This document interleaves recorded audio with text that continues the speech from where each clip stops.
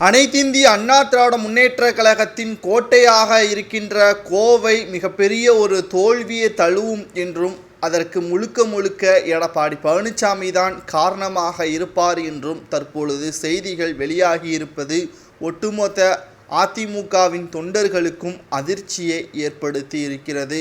சரியான நேரத்தில் வேட்பாளர்களை அறிவிக்காமல், தகுதி வாய்ந்த வேட்பாளரை அறிவிக்காமல் எடப்பாடி பழனிசாமி பணத்தை பெற்றுக்கொண்டு அதிமுகவின் வேட்பாளர் தோற்கடிக்க வேண்டும் என்பதற்காகவே அவரது செயல்பாடுகள் இருந்ததாகவும், நிச்சயமாக கோவையில் பாஜகவின் வேட்பாளர் அண்ணாமலை அவர்கள்தான் வெற்றியடைவதற்கான வாய்ப்புகள் அதிக அளவு இருப்பதாக செய்திகளும் தற்பொழுது வெளியாகியிருக்கிறது.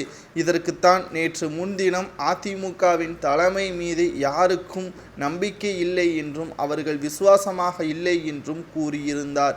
இது மிகப்பெரிய ஒரு பூகம்பமாக வெடித்திருந்த நிலையில் உளவுத்துறையின் மூலமாக அனைத்து இடங்களில் எத்தனை தொகுதிகளில் அதிமுக வெற்றியடையும் என்ற ரகசியம் கிடைத்த பிறகுதான் எடப்பாடி பழனிசாமி உளவுத்துறை கொடுத்த ரிப்போர்ட்டின் அடிப்படையில் அதிமுகவின் தலைமையின் மீது நிர்வாகிகளுக்கோ முன்னாள் அமைச்சர்களுக்கோ தொண்டர்களுக்கோ விசுவாசம் இல்லை என்று கூறியிருப்பது மிகப்பெரிய ஒரு அதிர்ச்சியை ஏற்படுத்தி இருக்கிறது.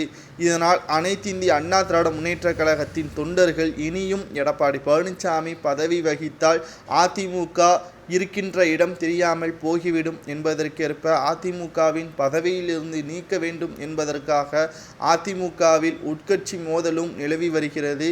பன்னீர்செல்வம் அவர்களுக்கும் எடப்பாடிக்கும் நடந்த போர் தற்பொழுது அதிமுகவிற்கும் எடப்பாடிக்கும் என்ற போர் உருவாகி இருப்பதாக அரசியல் வட்டாரத்தில் செய்திகளும் வெளியாகி இருக்கிறது.